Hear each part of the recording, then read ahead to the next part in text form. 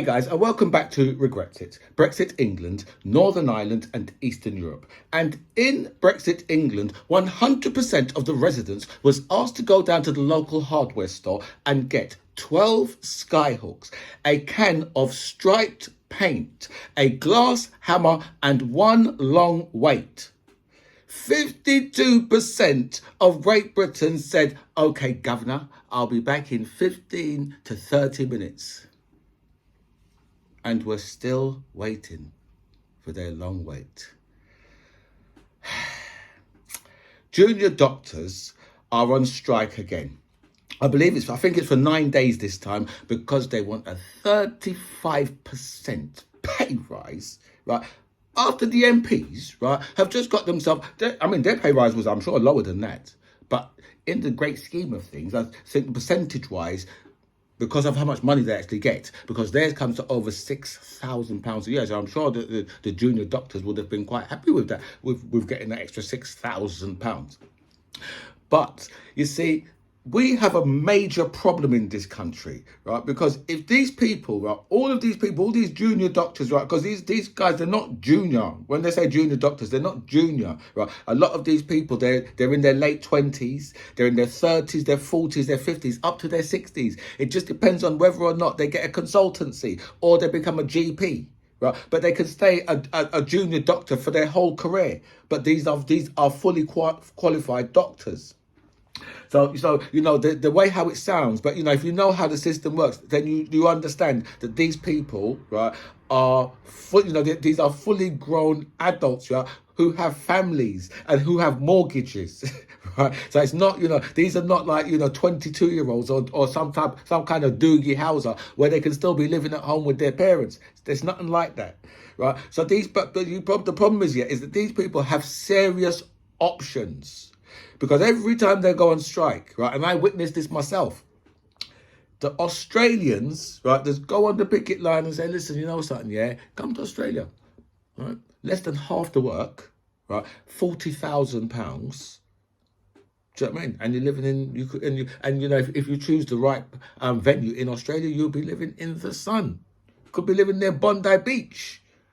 So that's the options that these guys are, like teachers and all those type of people, all those people, yeah, dentists and your anaesthetists and all these people, they have real options, and that's why Britain is suffering this major brain drain. And they're talking about building houses, but we're going to build so many houses, we're going to build. Yeah, right. We're going to get, the GPs to service, because you have to, because when you build, if you build like, because they're talking about building like, a city's worth of houses in certain places, right? So they'll just build them, but they won't put no infrastructure in. So they won't put no leisure centres, they won't put in enough shops, right? They won't put in a hospital to service. They'll say, oh no, just use the old one.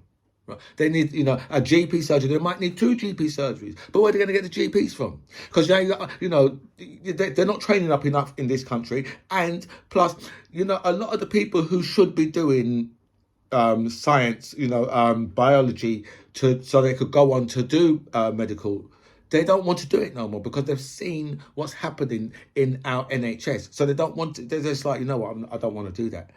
That's from the students, and you're talking about people who are 16, 17, 18, and that's what they're saying. You know what? Listen, I'm not don't right. So they're killing it off there. Right? And a lot of the people who are training will only stay within our NHS for maybe a couple of years, maybe 2, 3, maybe 5 years, and then they're off. They're going to places like Canada. They're going to New Zealand. They won't go to America because, it's too violent. And if we're talking about half the work, it'll be 3 times the amount of work if they went to America. So that's why they were choosing places like New Zealand, Canada, Australia.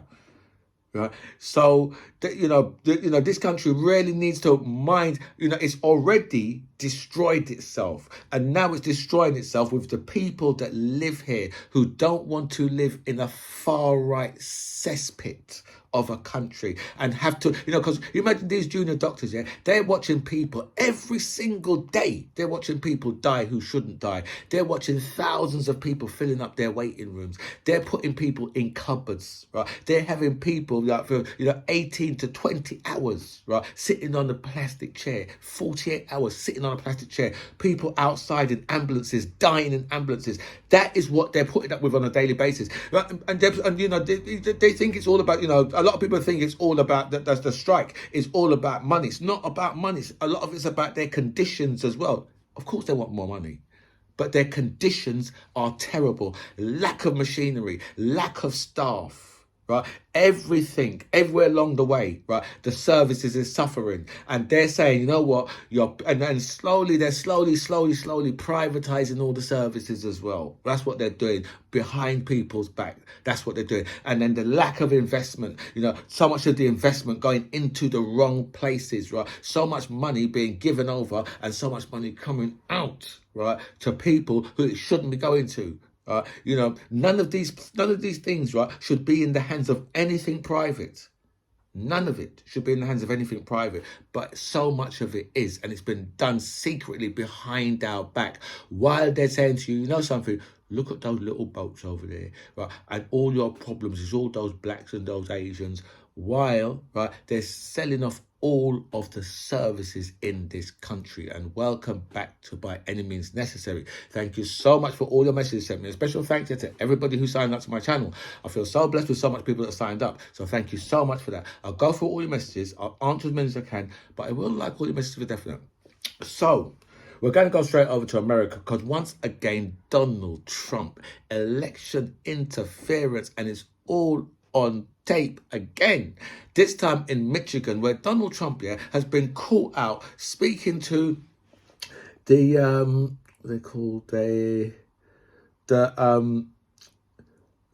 vote counters in Wayne County, right? So they're from the board of vote counters, right? So this is the president of the United States phoning these people. He has no, Brad Raffensperger was surprised when the president phoned him, right? And he's like, he's a top man in his state where he is, right? These people, right, are just like, these people are so low on the food chain, right, when it comes down to elections, right? Because they just certify, they just send it off so that it could be certified in the Congress, right? But for Donald Trump and Ronna McDaniel, she's either a congresswoman or a senator, right, on the phone call as well, saying to the people, listen, don't worry about it. We will get attorneys for you.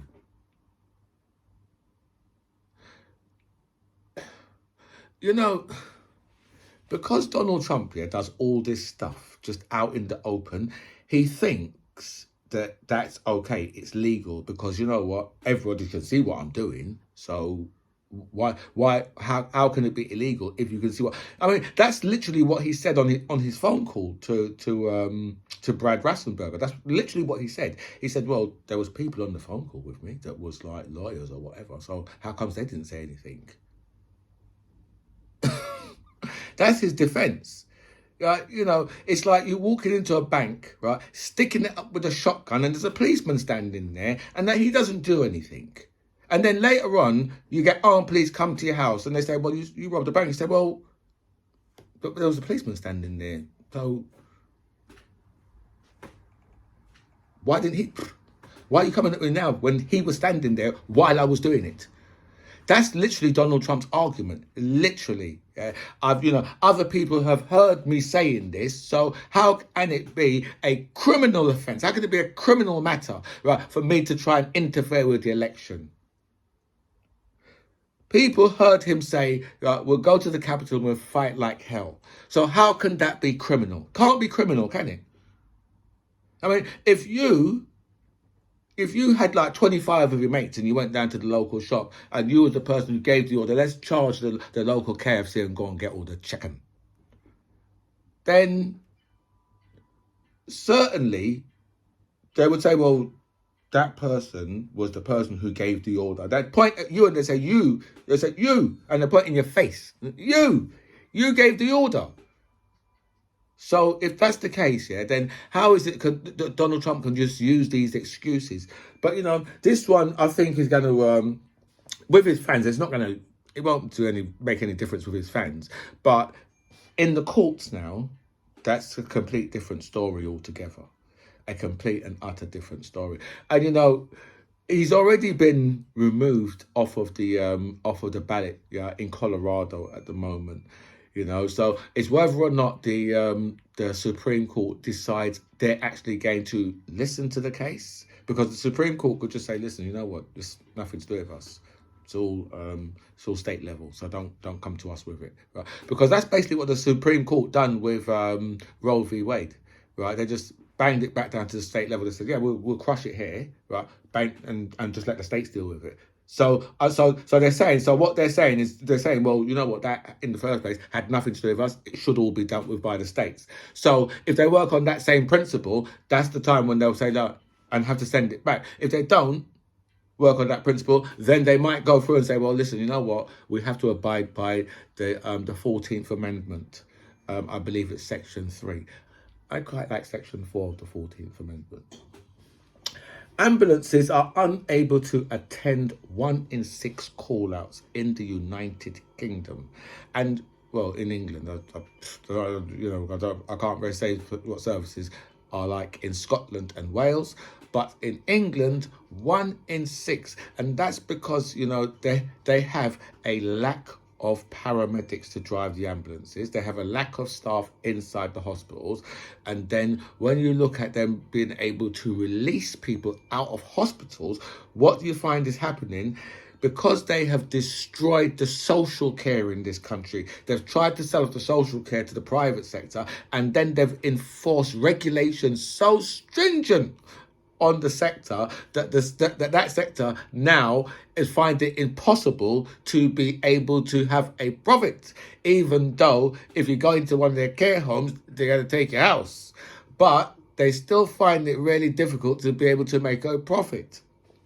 Right, so this is the reason why it's the knock-on effect all the way. And ambulance drivers, paramedics are another one, yeah, who we have a serious brain drain with, who are making good and making off to other countries so that they can get a much, much better deal, and they don't have to be under so much pressure like they are in our NHS.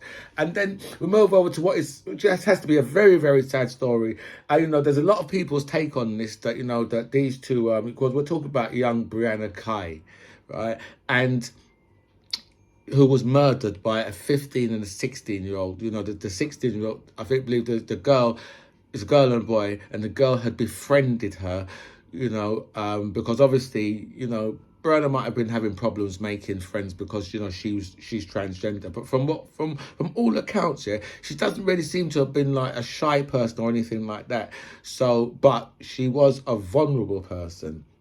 And these two had meticulously planned out her murder, along with apparently another 5 or 6 people that they was going to murder as well. So these two have got some, they seem like they have real murderous intentions.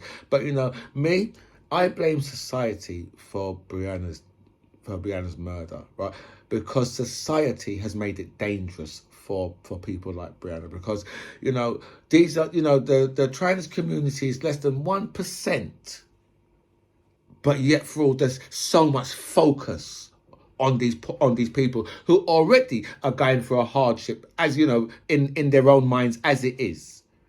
And then society has to beat upon them as well. And it's just been constant over the last few years. So I think that more or less, right, these two might have been murderous. They might have had some real murderous intentions, and